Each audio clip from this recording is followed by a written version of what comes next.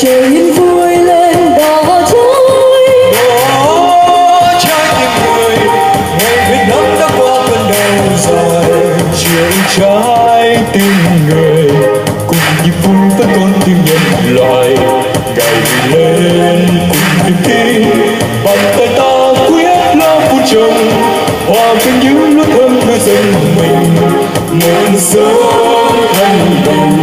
dòng tiếng vẫn cao hơn bình minh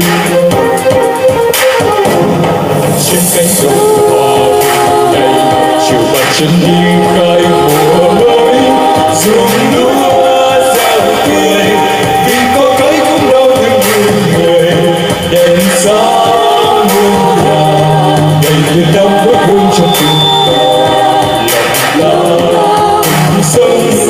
là dòng sông nhắn tin hai miền giờ phút tiếng trong chiêng của vang rền rừng núi yên bình người Việt Nam phát ra cơn sương mơ người nhấp nhô kinh thời mẹ ta tuổi sâu mình trẻ qua đời giờ đoàn chết màu hoa ơi sao nghe nhẹ nhàng một ngày và lòng tôi sẽ luôn luôn nhìn nhau.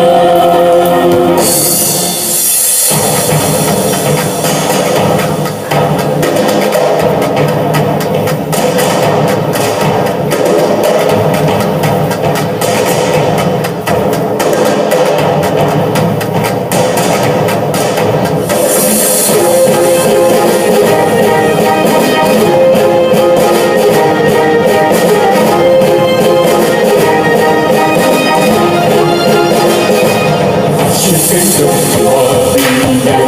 hạt trời vui lên đỏ chói đó trái tim người ngày Việt Nam đã qua cơn đau dài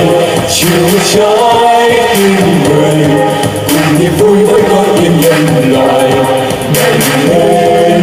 bình tin bàn tay ta quyết lo vun trồng hòa bình những nước thơm núi rừng mình một sớm thanh bình dòng từ anh vút cao hơn bình minh trên cánh đồng hoa đây chiều bàn chân đi khai mùa mới ruộng lúa gieo cười vì có cái cũng đau thương như người đèn sáng muôn nhà người Việt Nam vẫn hương trong tim ta lòng ta như sông là sông sông nhắn tin hai miền giờ phút sinh trong chiêng của vang rền rừng núi nghiêng mình nhưng Việt Nam hóa ra cơn sương